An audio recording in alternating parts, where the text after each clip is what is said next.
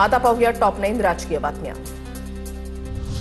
Gas तुटवड्यावरून Sanjay राऊतांकडून tweet करत पुन्हा भाजप आणि पंतप्रधान मोदींवर निशाणा। मिठी नदीमध्ये नैसर्गिक वायू सापडला, भाजपकडून याला राष्ट्रीय संपत्ती घोषित करण्याची मागणी करण्यात आली। संजय राऊतांचं खोचक ट्विट।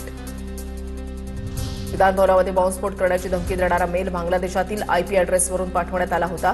आरोपींची ओळख लपवण्यासाठी VPNचा वापर करून बांगलादेशी IPS ॲड्रेस वापरला गेला। मुंबई पोलिसांच्या तपासातून समोर आली माहिती। अर्थसंकल्पीय अधिवेशनातील मंत्र्यांच्या अनुपस्थितीबाबत नाराजी, आमदारांच्या तक्रारीची गंभीर दखल।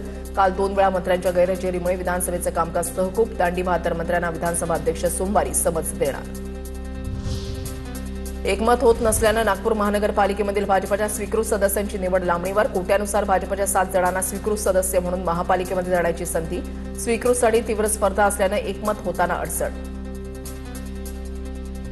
पुण्याच्या खासदार मेधा कुलकर्णींच्या विरोधात पोलीस आयुक्तांकडे तक्रार। राष्ट्रवादी काँग्रेसच्या कार्यकर्त्या संगीता तिवारींची तक्रार। हिंदू राष्ट्रावरील विधानावरून मेधा कुलकर्णींवर गुन्हा दाखल करण्याची मागणी। जबरदस्तीने होणाऱ्या धर्मांतराला आमचा विरोध, जितेंद्र आव्हाडांचं वक्तव्य। पण धर्मांतर करणं चुकीचं आहे असं म्हणणं अयोग्य। महाराष्ट्र धर्मस्वातंत्र्य विधेयकावर आव्हाडांची प्रतिक्रिया। धनगर समाजाच्या आरक्षणाबाबत मुख्यमंत्र्यांच्या उपस्थितीमध्ये बैठकीमध्ये चर्चा। मंत्री गिरीश महाजन यांची माहिती। 16 मार्चला धनगर समाज मुंबईमध्ये येणार, कायदेशीर मार्ग काढावा लागणार। गिरीश महाजनांची प्रतिक्रिया। राज्य अर्थसंकल्पामध्ये ओबीसींसाठी केवळ 0.56% आर्थिक तरतूद। महाज्योती संस्थेला निधी देताना सरकारकडून दुजाभाव केला जातोय। ओबीसी आंदोलक प्राध्यापक लक्ष्मण हाकेंचा आरोप।